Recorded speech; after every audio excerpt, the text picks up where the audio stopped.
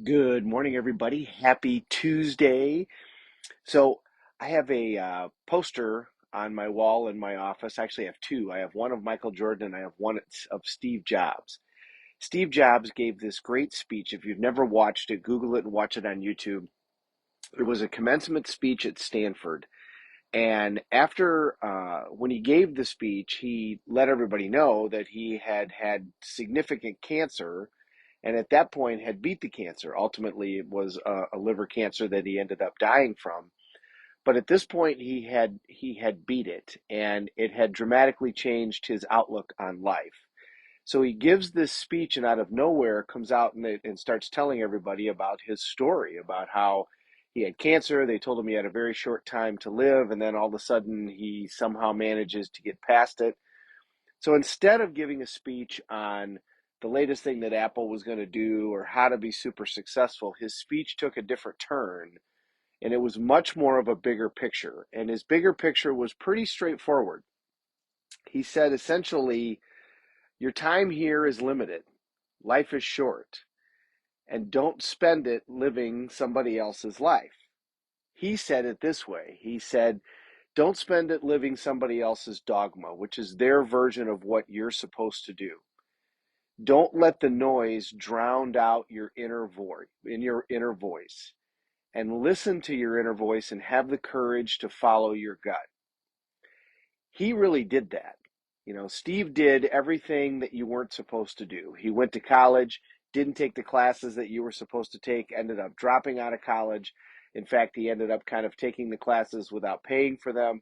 Then he quit and moved on and decided to start his own company. I mean, he did everything in a pattern that wasn't supposed to happen. But he listened to his gut. And when he gave this speech, as he looked back on his life, which obviously, I mean, 100, he's one of those people that we're going to be talking about 100 years from now, 300 years from now. He ranks up there with Edison in terms of impact on the world. He listened to his gut in terms of how he wanted to do that, and he set out to do that. It's an amazing speech because he spoke from the heart, and he not only told the story of this near death experience that he'd had in his struggle to get past that, but passed on lessons that we really should listen to pretty much every day. Shakespeare said, life is a tale told by an idiot, full of sound and fury, signifying nothing. Harsh words, but accurate words. We spend most of our life worrying about things that at the end of the day really don't matter. And we also spend a good portion of our life worrying about what other people are going to think or how they're going to judge us and what can we do in order to make sure that that doesn't happen, rather than listening to our inner voice, listening to our gut, and following that in terms of what we really want to do. Jobs also took a page out of Groucho Marx's playbook, which was Groucho Marx got up every day and decided to be happy. But he also said, if I get up several times in the morning and I look and I say, I'm not doing what I want to be doing in life, then it's time to do something else. And Steve had the courage to just walk away and say, okay, now I'm not going to do this anymore. I'm going to go do something differently. Great words for us to live by. Remember, there's two types of pain, the pain of discipline and the pain of regret.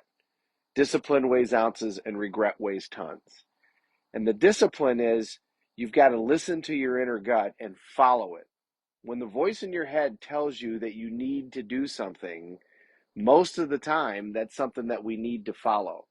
Intuition is something that is real, and it allows us to tap into the universe and figure out this is where I'm supposed to be and this is what I'm supposed to be doing. It's just a lot of times it's not what's supposed to be socially acceptable, and so we're not sure that we should do that. Instead, we should stay right here and do the things that everybody expects us to do so that we don't make any waves. But at the end of our life, we're going to wish that we, in fact, had made the waves. So if you've never watched Steve's speech, I'll post it here once this video gets posted. If you've never seen the speech, take a minute to watch it. It's a spectacular speech. I read the poster every day when I come walking into my office. I try to follow this every day.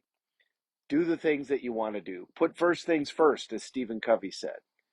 But as you start your day, what is it that you need to be doing to follow your gut? so that 10 years from now, 15 years now, 20 years from now, you're going to look back and say, I did the things that I should have done with my life, and I'm proud of what I did. Thank you for watching, everybody. My great uncle Bill, Valerie, good to see you guys this morning. And Mr. Dakin is up early this morning. You're going fishing. It's about time to go fishing.